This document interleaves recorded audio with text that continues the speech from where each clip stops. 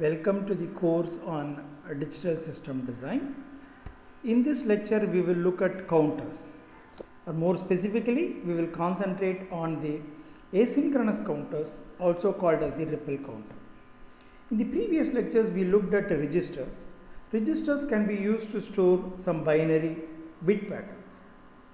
If you interpret the binary pattern stored in the registers as binary numbers, then we would probably be interested in looking at how the numbers stored in the registers can vary as clock pulse arises. We would typically want the numbers to go through a sequence which is meaningful. For example, if the number stored in the register is 0000 for a 4-bit register, which can be interpreted as a binary number 0, we would like it to go up in the numerical order, in the sense that from 0 to 1, 1 to 2 and so on. So this kind of counting of numbers in sequence in an ascending or a descending order can have many applications. For example, if we store we use a register which is initialized to 0 and interpret the content of the register to denote a count of certain number of events that occur, and whenever such an event occurs, if you give a clock to the register, if it can count up, in the sense it can go from 0 to 1 or 1 to 2 and so on, then the content of the register at any given time gives the count of the number of events that has occurred. We can probably use it to count the number of people who have entered through a gate into a mall. So we can also use it to generate timing related information, to find out how much of time that has elapsed.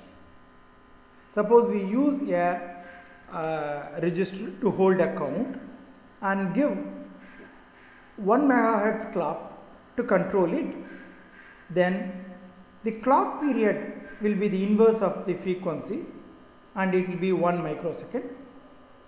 And if we allow the count to go up at any given time, if you look at the count, we will know how much of time has elapsed in the units of the microsecond.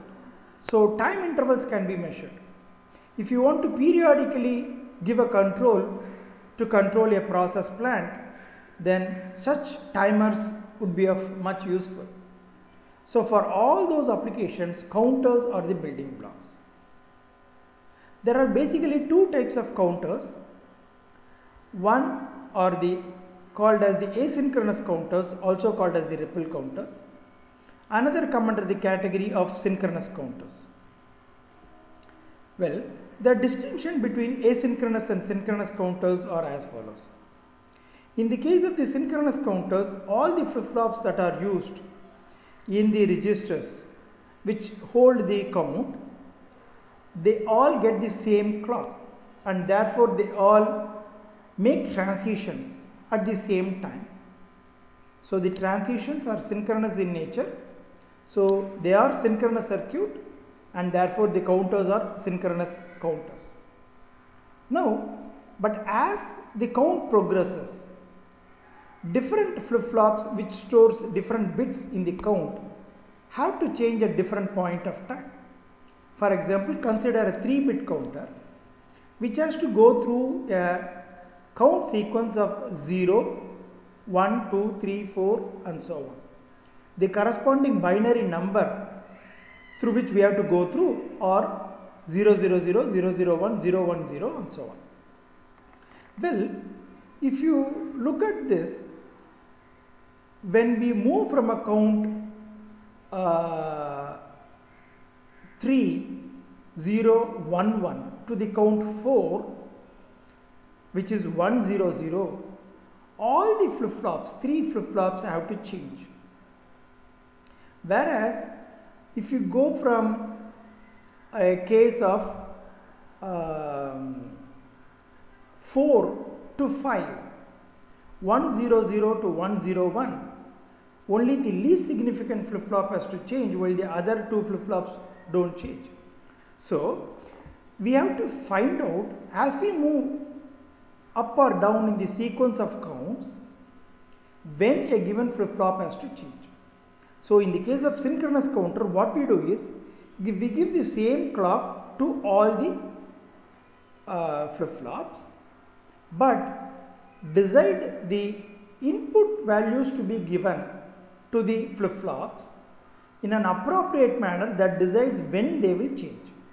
Suppose we use a D flip-flop or a T flip-flop or a JK flip-flop, their inputs D or T or JK decides when it will change when a clock transition comes.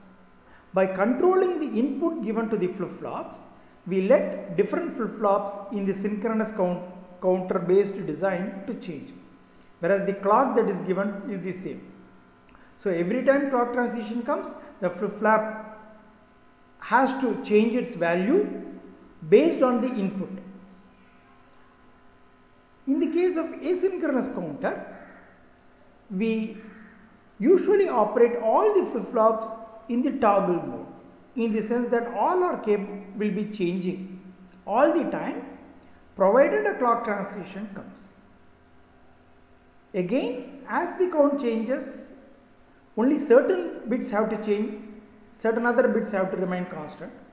So we derive the clock given to a flip-flop appropriately so that those flip-flop change when we move along through the count. So the input to the flip-flops which decides the behavior of the flip-flop is usually set in the toggle mode, whereas the clocks that are given to the different flip-flops vary. It is not the same clock that goes to all the flip-flops. They are derived in such a manner that as we go through the count, appropriate flip-flops are made to change, others are made to remain in the same bit values. So you don't have a common clock for the case of asynchronous counters, and because of that, the transition that takes place in the flip-flops do not occur in a synchronous manner. They occur asynchronously. Different flip-flop change at different point of time. So they are called as the asynchronous based design, and therefore the counters of such a nature following that design are asynchronous counter. You can also see that the effect of one flip-flop changing its value might affect other flip-flops to change, which in turn may trigger some other flip-flop may change. In this manner, there will be a rippling effect in the change that occurs over different flip-flops in the circuit. That is why these asynchronous counters are often called as ripple counters. So, with this broad introduction and distinction between the asynchronous counters and the synchronous counters, we will get into the asynchronous counter.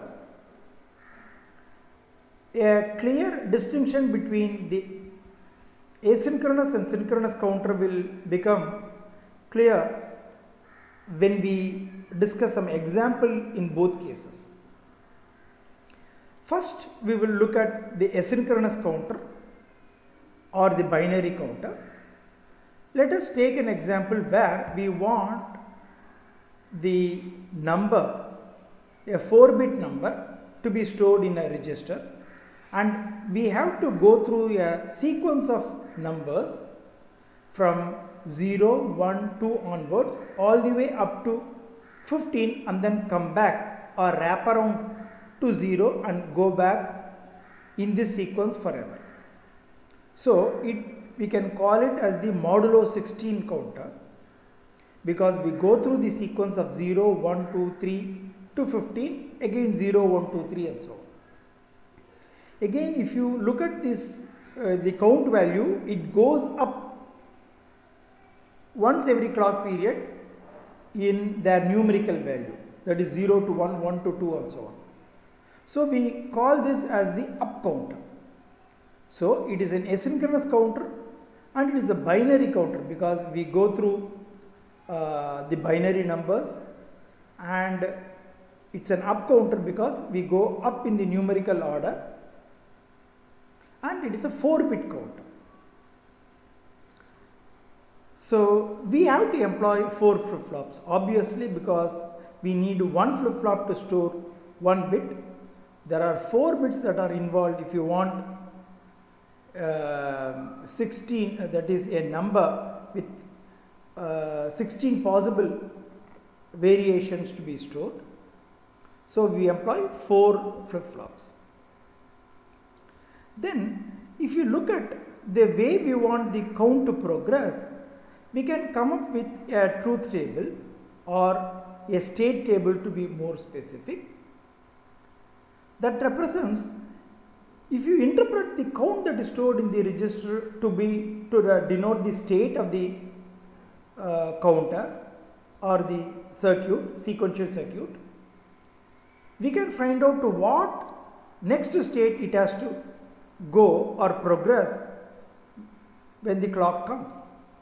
So we can write down what should be the present state and what should be the next state we want the transition to occur, and that can easily be found out.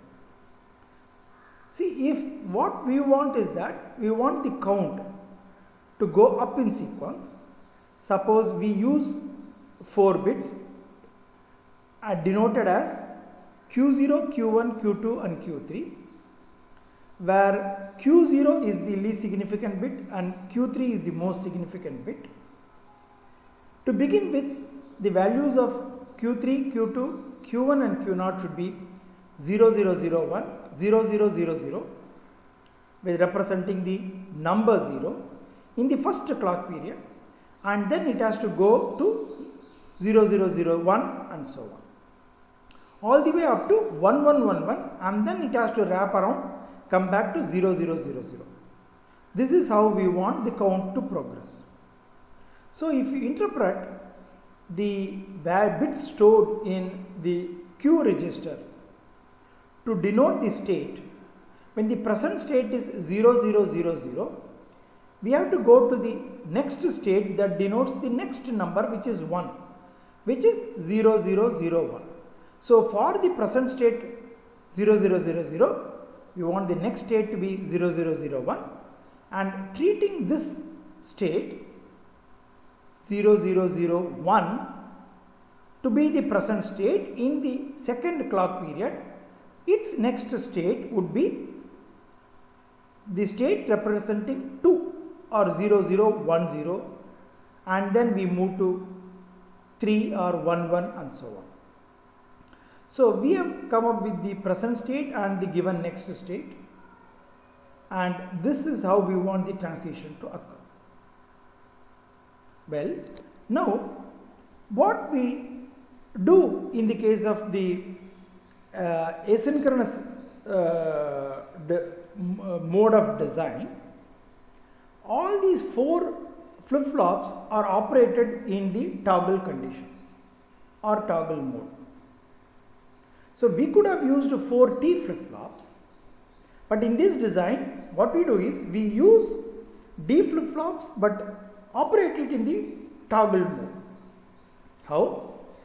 If you recirculate the Q bar output of a D flip-flop and give it to the D input, whenever a clock transition comes, we know that the bit that is stored will be flipped, because whatever bit that is stored will be available in Q and its complement will be available in Q bar, and that is the one which is recirculated back to the D input.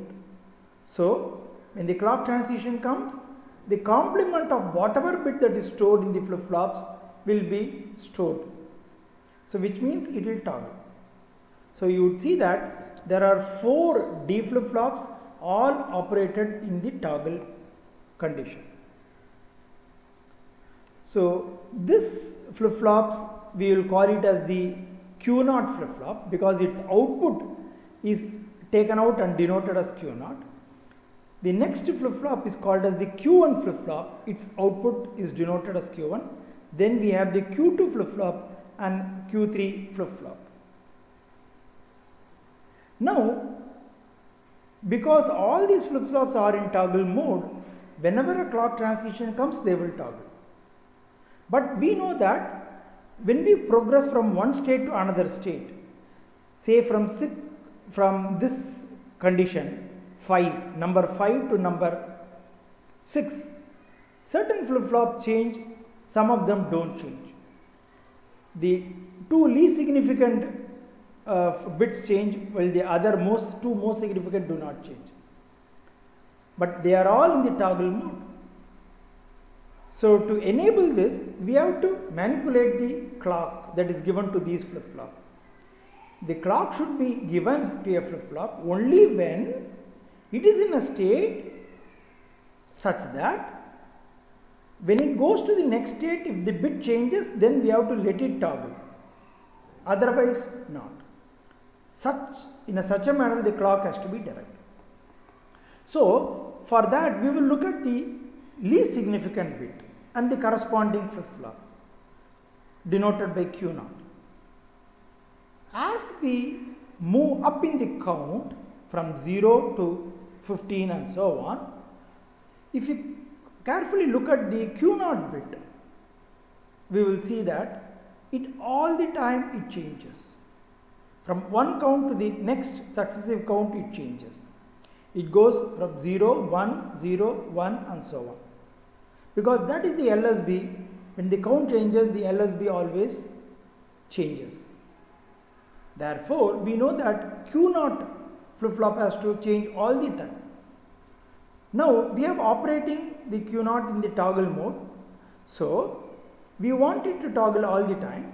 So, if you simply give a clock that controls the counting process, it will toggle all the time. So, we use a clock that denotes at what rate the count has to happen, and simply give this external clock to the least significant bit. Then the LSB will toggle all the time as we want. Now, we will look at the bit Q1 and look at what all time points, what all states that it toggles. By state, we mean what will be the present count in which it has to toggle to go to the next count. So, if you look at Q1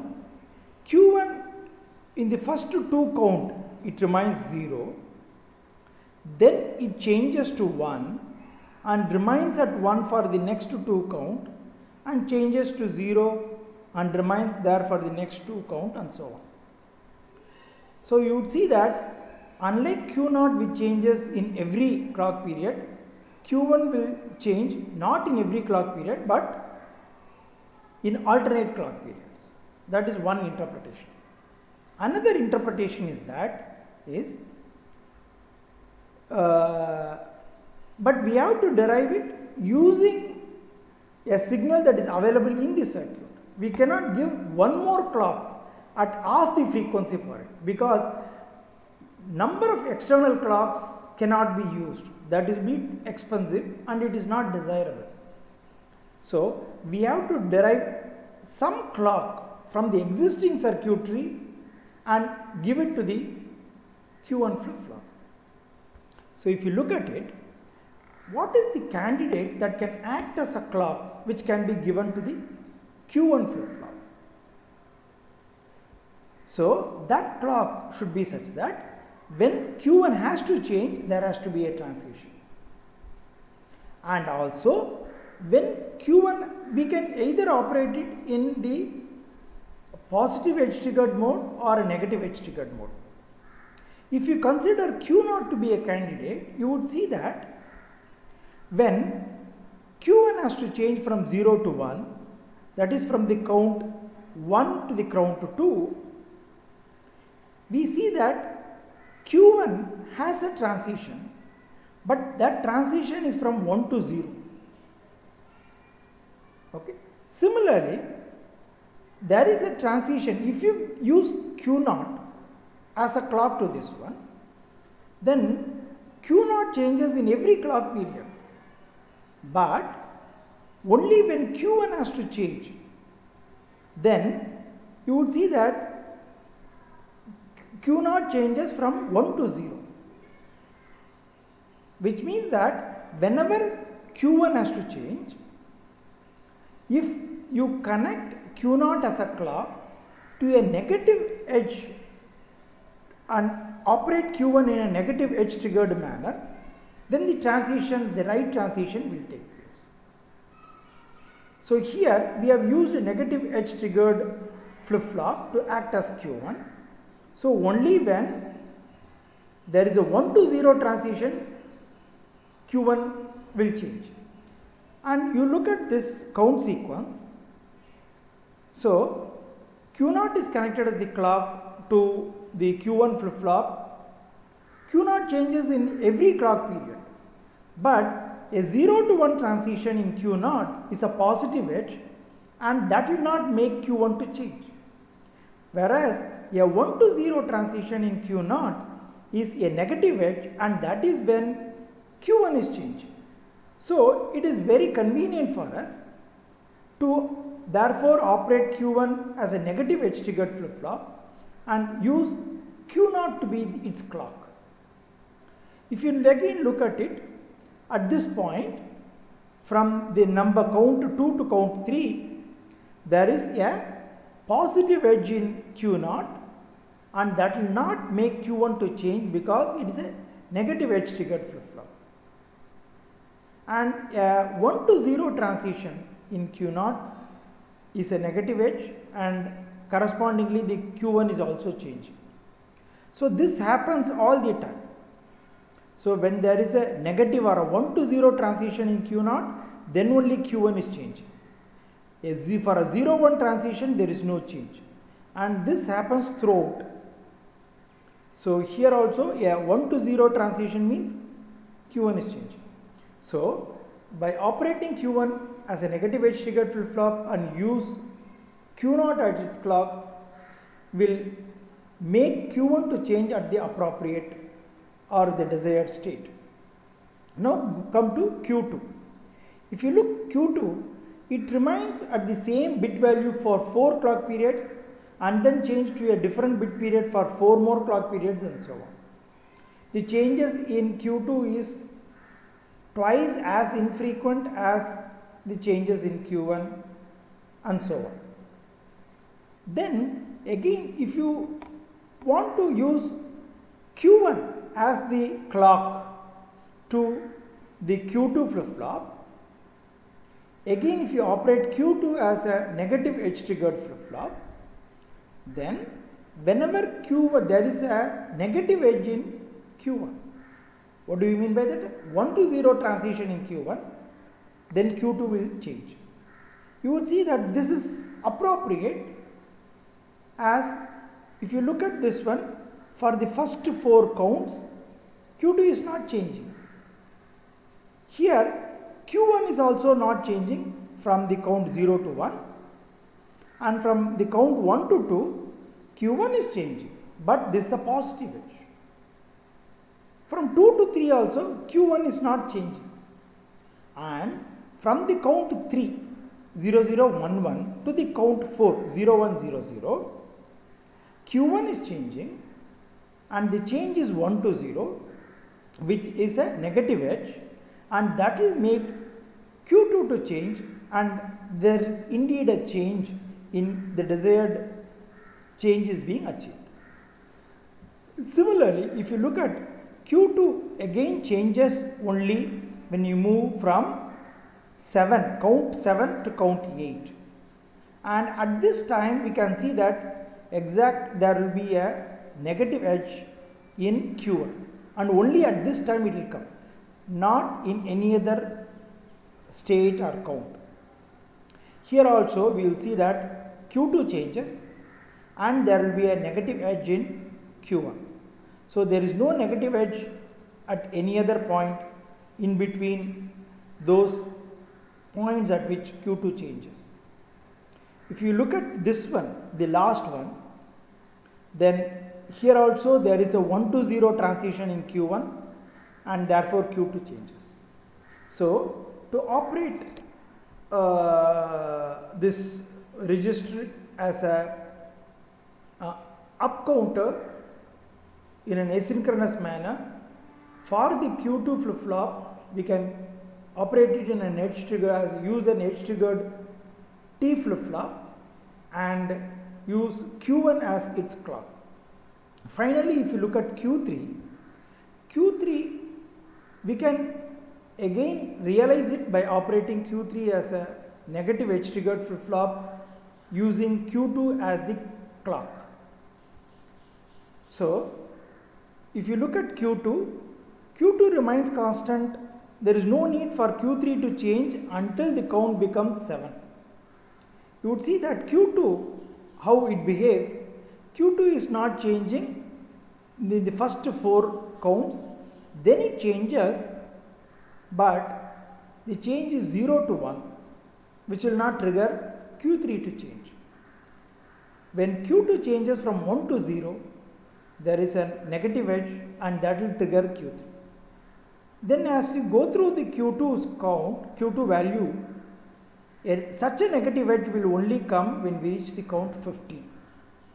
So, this mode of operation can be used to realize the up counter.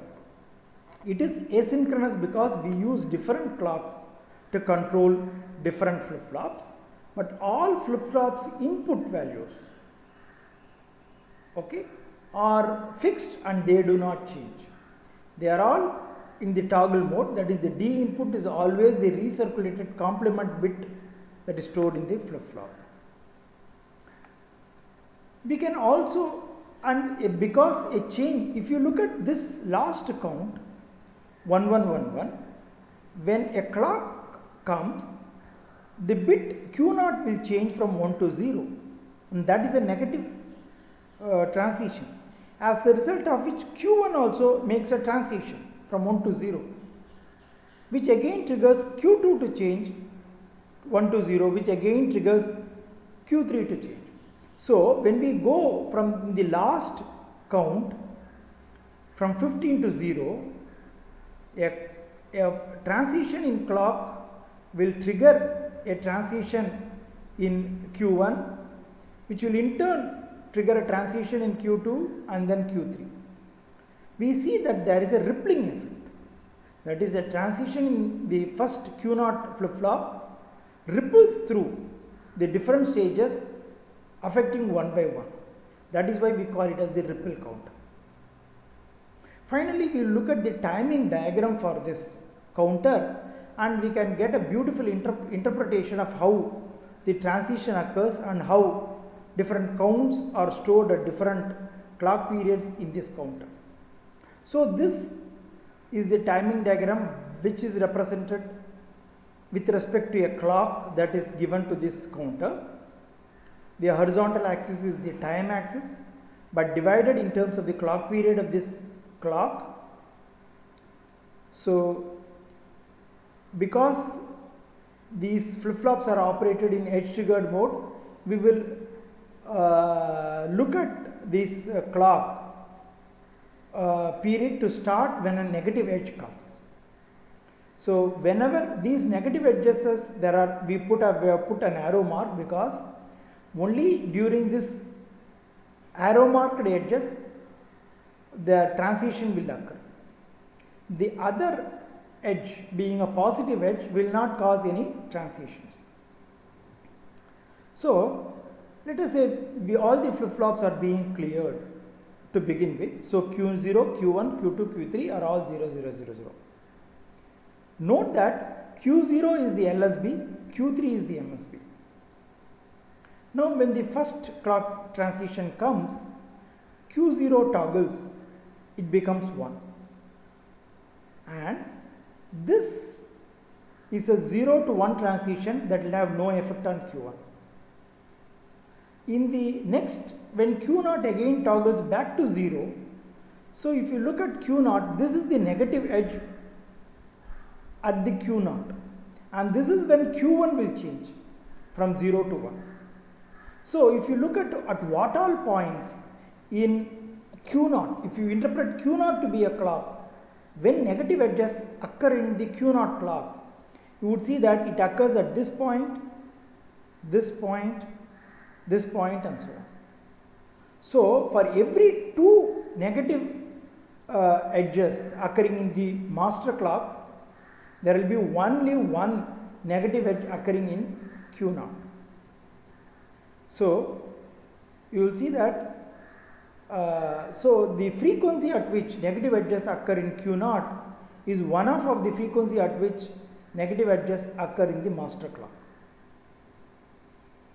Next, if you look at Q2, Q2 will trigger whenever there is a negative edge in Q1. So a negative edge in Q1 occurs at this point and only at this point. So it changes from 0 to 1 here and then from 1 to 0 here. And Q3 will toggle only when there is a negative edge in Q2, which occurs only here. And then again it will occur after when we go to the state 50. So you can actually read out the count from this.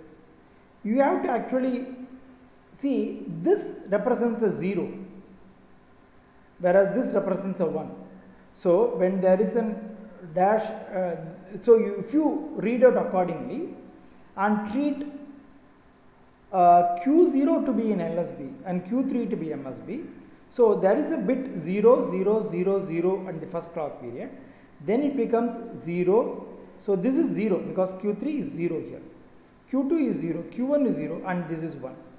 From 0, 0, 0, 0 we have gone to 0, 0, 0, 1, and then this one is 0, 0, 1, 0, then it is 0, 0, 1, 1, then it is 0, 1, 0, 0, 4, then 0, 1, 0, 1, and so on. It goes like that.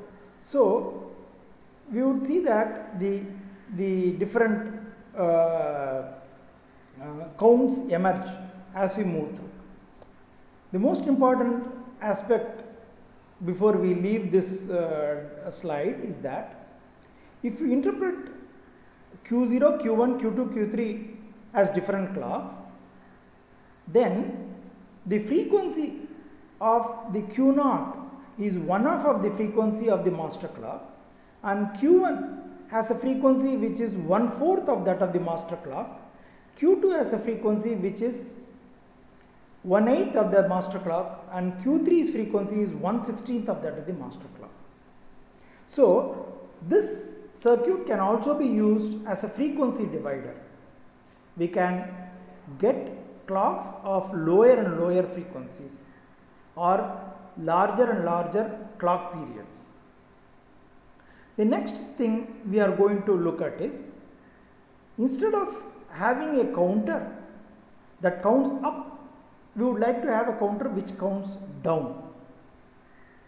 We can easily achieve this using this asynchronous ripple counter based design, but with a slight change.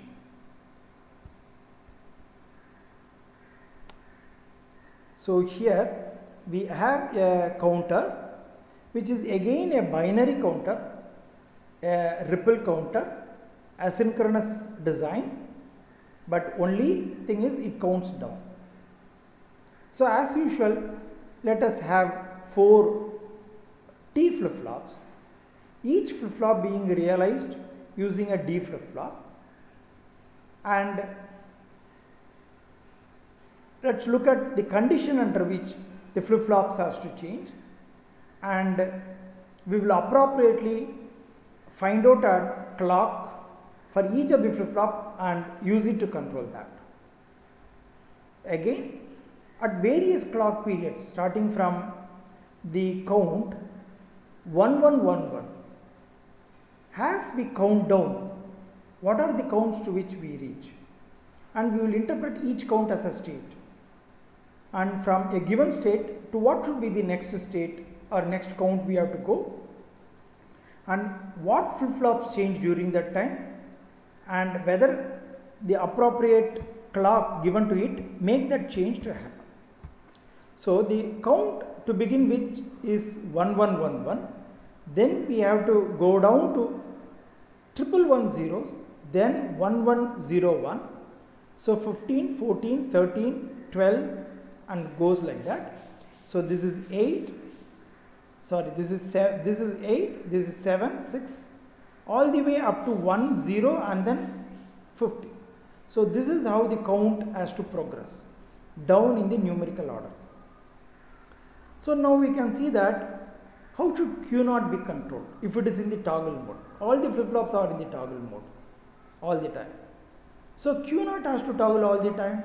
So we can just simply connect the master clock to the Q0, then it will keep toggling every time. Now if you look at Q1, when does it toggle? It toggles from 1 to 0 in this state, and that is the state in which Q0 goes from 0 to 1. And when the Q0 goes from 1 to 0, Q1 is not toggling. So Q1 is toggling whenever Q0 goes from 0 to 1.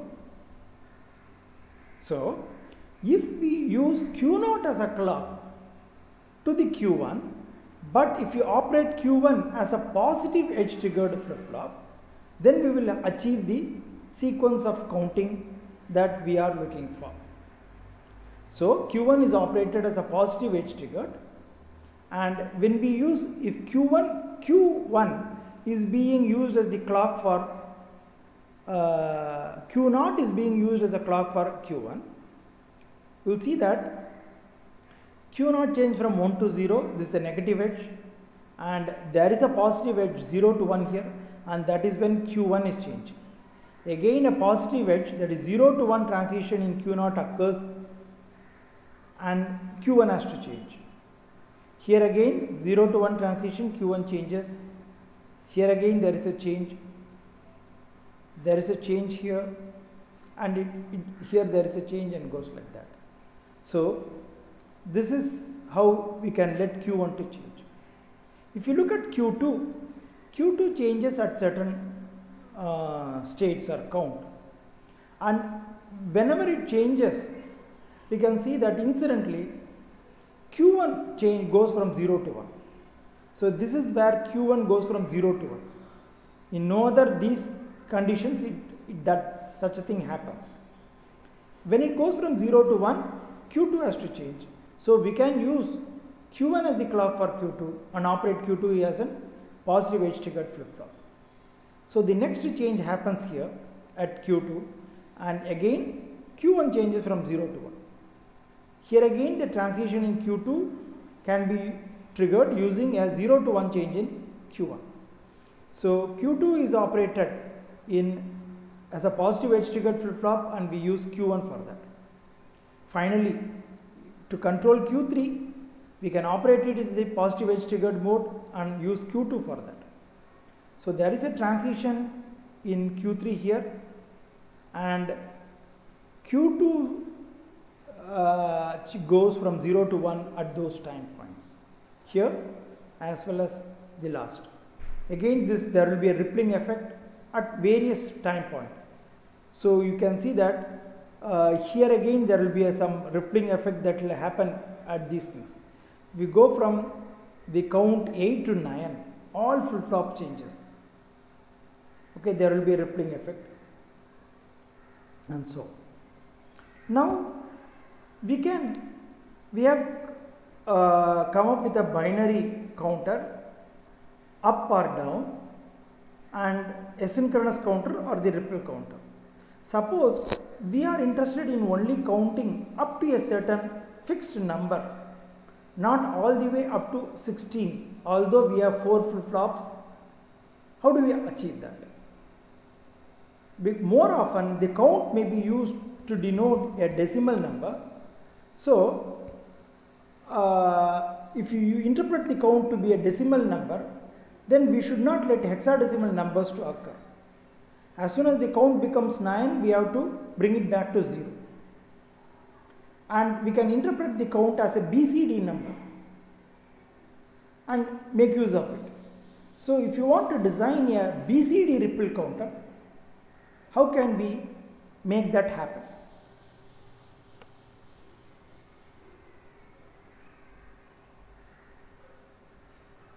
So for that we will make use of a state transition diagram to understand it well. So here there is no explicit input to this circuit, no explicit output. So the transitions are not just labeled. We have nodes representing the state, and then there is a transition in every clock period to a different state. So to begin with, the state has to be 0, 0, 0, 0. Then it goes to 1, 2, 3, 4, 5, 6, 7, 8, 9, and then back to 0. Because there is no explicit input or output, these transitions move from one state to the next state that represents the next count in numerical order, and again it is an up BCD counter. So again, how do we design it? Again, this design has to be arrived at in a manner by carefully looking at the way the different flip-flops makes transitions and then operate them in a manner so that we synthesize the input as well as the clock in a manner so that transition takes place in an appropriate manner. So in strict sense, they are not asynchronous counter, in the sense that it is not only the clocks that are given to different flip-flops are being changed, the inputs are also being changed. But they are asynchronous in the sense that different flip-flops change at different point of time. But the inputs of the different flip-flops are not tied, as in the previous cases, to be permanently in the toggle mode.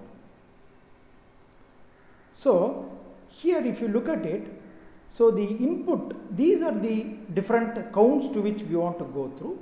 There is just one count that is missing here, that is, these are the clock period. The corresponding clock count here is 8. The last count is 1001, and then we have to go back. 10019, and then we have to go back.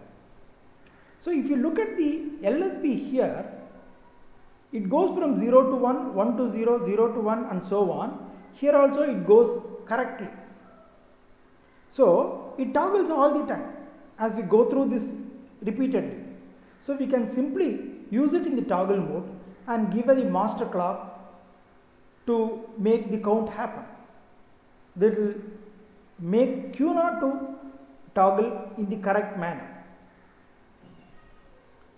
Okay.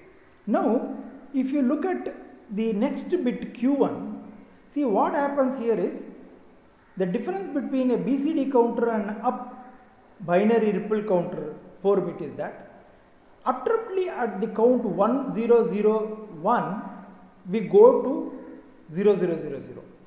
So this condition alone has to be carefully handled. So if you look at the bit Q1,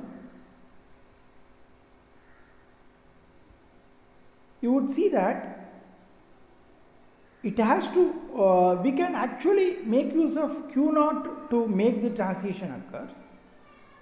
K is permanently tied to 1. If J is given as 1, it will operate in the toggle mode, otherwise in the reset mode. So up to this point, when the MSB is, when the count is up to 8, you would see that it can be in the toggle mode, because when the count is up to 8, it can be in the toggle mode. So what we do is we take Q bar. So in the count up to 8, Q is 0 and Q bar will be 1. and therefore if Q bar is being used and connected to the J input of this flip flop, then what would happen is it will keep toggling whenever a transition occurs in Q0, and which is what is desired from the table. And when the state becomes 9, then Q will become 1 and Q bar will become 0 and J will become 0, K is 1, J is 0, it's from Q bar of Q3 bar, and K is 1, and therefore it will be a reset condition, and that is what will happen. That is, if you look at the Q bar, it is remains in zeros. Now if you look at Q2 also, it so happens that from a 9 to 1 case, Q2 also toggles whenever there is a 0 to 1 transition in Q1. Whenever there is a 0 to 1 transition in Q1, 1 to 0 transition in Q1, here it changes, and then 1 to 0 transition it changes, and then you would see that a 1 to 0 transition it changes. So we can permanently make Q2 to be in the toggle mode and use Q1 as the clock for Q2.